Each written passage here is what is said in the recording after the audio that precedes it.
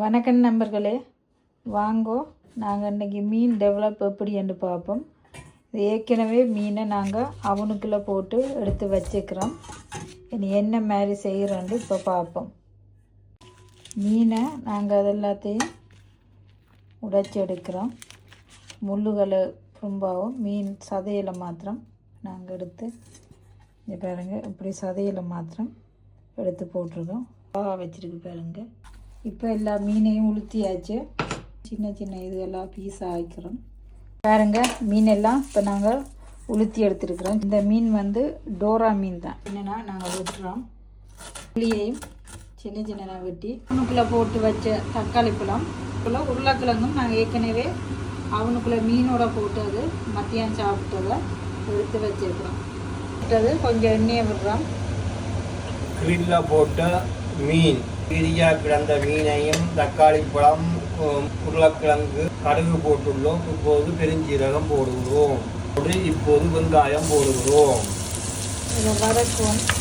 காடையாக வதங்கி வர கருவேப்பிலையை போடுவோம்.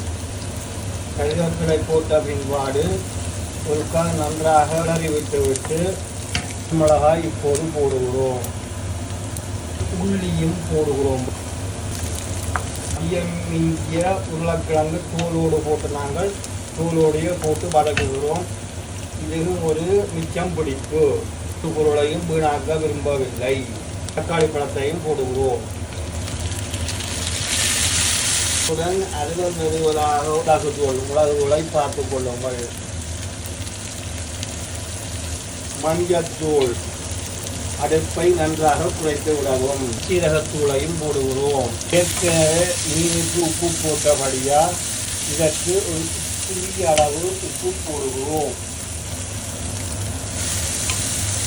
உடைத்து வைத்த உரித்திய மீனையும் போட்டு மிக்ஸ் பண்ணிவிட்டால் சமையல் முடிந்தது. இடியப்பமும் கம்பளும் சாப்பிட போகும். இது உடம்புக்கு ஆரோக்கியமாகவும் இருக்கும். அதிகம் மிஞ்சினது அடுத்த நாள் வைக்க வேண்டிய அவசியம் இல்லை. பயிலும் போட தேவையில்லை. எங்கள் உழைப்பு வீணாகாது. இப்போது இதனை சாப்பிட்டு பார்க்க போகணும். உருளைக்கிழங்கு மீனும் சூப்பராக சமைச்சு எடுத்தாச்சு. மீன் டேஸ்ட் எப்படி என்று பார்த்து சொல்லியாச்சு.